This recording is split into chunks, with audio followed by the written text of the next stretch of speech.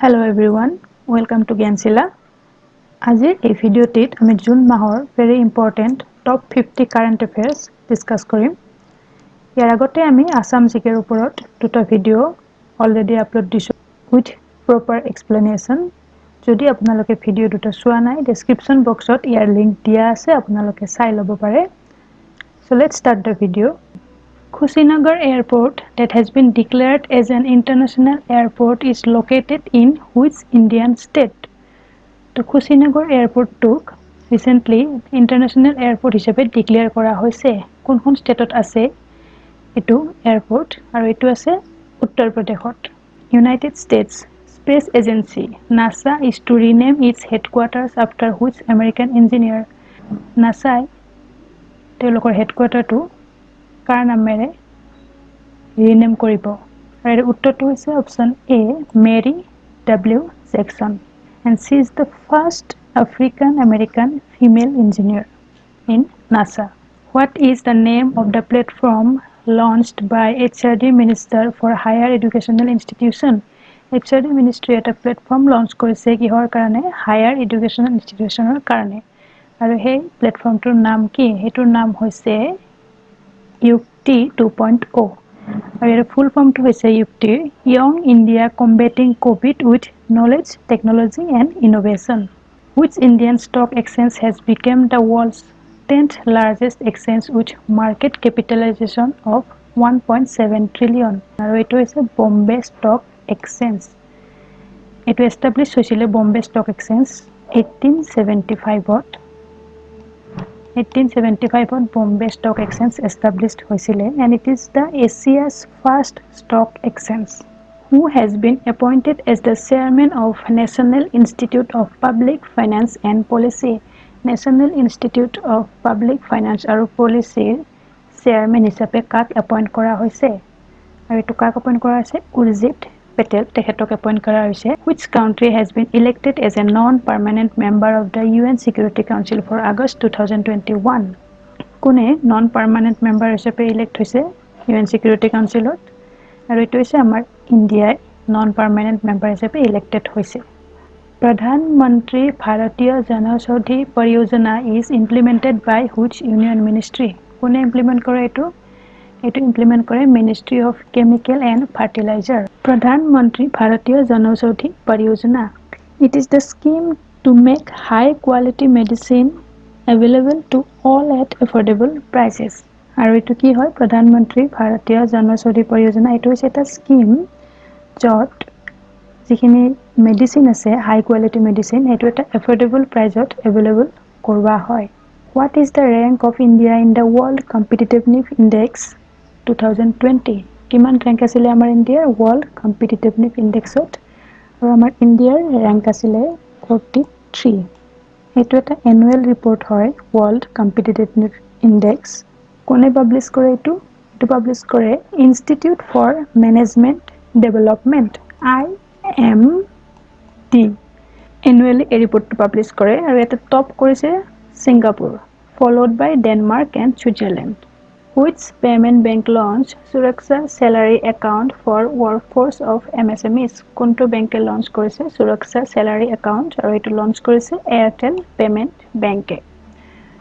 Where is the headquarter of the Indian Chamber of Commerce located? Indian Chambers of Commerce headquarter to ক'ত আছে? এটো আছে কলকাতাত আছে আৰু এটো established হৈছিলে 1925ত এটো established হৈছিলে। International Chamber of Commerce headquarter ক'ত আছে যদি হুধে এটো আছে ফ্ৰান্সত। Who is the chairperson of the committee constituted to look into the welfare of freedom fighters? কোন হয় chairperson যেটো কমিটি বনোৱা হৈছে to look into the welfare of freedom fighters আৰু ইয়াৰ chairperson জন হৈছে option B G Kishan Reddy. According to the FIFA World Ranking released on June 11, 2020, what is India's ranked? India rank কিমান আছিল আমাৰ FIFA World Rankingত? আমাৰ India rank আছিল 108 আৰু এটা top কোনে কৰিছে? টপ কৰিছে Belgium. Which language day is celebrated by the United Nations on June 6, the birthday of famous poet Alexander Pushkin?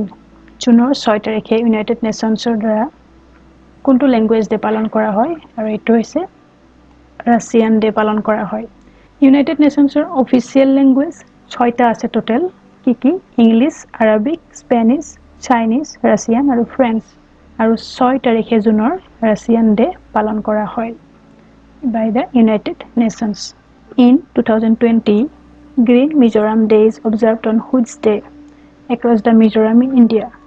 To Green Mizoram Day কিমান তাৰিখে পালন কৰা হৈছিল 2020ত আৰু এইটো পালন কৰা হৈছিল এবাৰ জুনৰ 11 তাৰিখে এইটো পালন কৰা হৈছিল প্ৰতি বছৰে জুনৰ প্ৰথম বা দ্বিতীয় সপ্তাহৰ যিকোনো এটা দিনত গ্ৰীণ মিজোৰাম ডে পালন কৰা হয় since 1999 1999 চনৰ পৰা এইটো পালন কৰা হৈ আহিছে Which Indian writer won the regional award for Asia of the Commonwealth Short Story Prize 2020 কোনে পাইছে regional award এছিয়াৰ কাৰণে Commonwealth Short Story Prizeৰ কাৰণে আৰু এটো পাইছে আমাৰ কৃতিকা পাণ্ডে অপচন এ কৃতিকা পাণ্ডে তেখেতে পাইছে Toman, which was in news recently, is the new proposed currency of which country?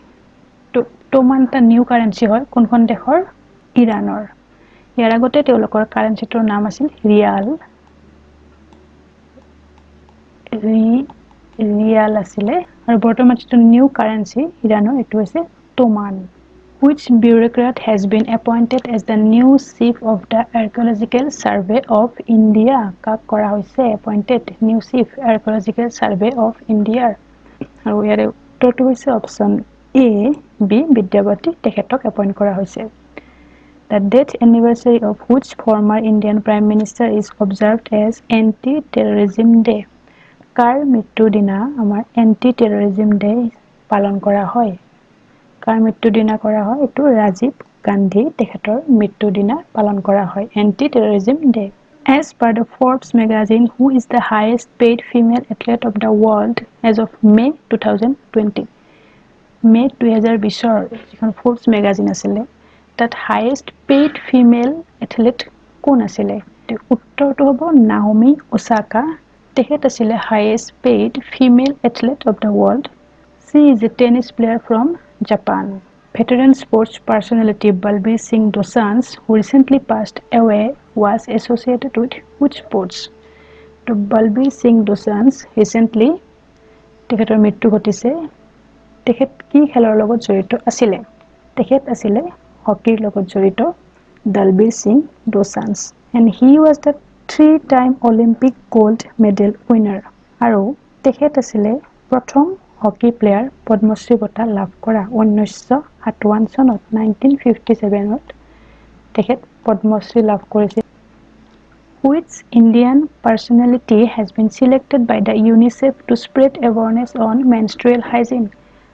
কাক সিলেক্ট কৰা হৈছে ইউনিসেফৰ দ্বাৰা to spread awareness on menstrual hygiene আৰু এটো উত্তৰটো হৈছে মানুষী সিল্লাৰ তেখেতক কৰা হৈছে select Who was named the leading men's cricketer of the year by 2020 Wisden Cricketer Almanac আৰু ইয়াৰ উত্তৰটো হৈছে option B Ben Stokes According to the Forbes 34th annual World's Billionaire list who was named the richest person in the world to কোন হয় পৃথিৱীৰ ধনী ব্যক্তিগৰাকী according to Forbes 34th annual World's Billionaire list আৰু উত্তৰটো হৈছে option B জফ Bezos তেওঁ হৈছে পৃথিৱীৰ সকলোতকৈ ধনী ব্যক্তিজন কোন হয় তেখেত Amazon আমি নাম সকলোৱে শুনিছো Amazonৰ সকলোৱে জানো Amazon তো Amazonৰ ফাউন্ডাৰ হৈছে জফ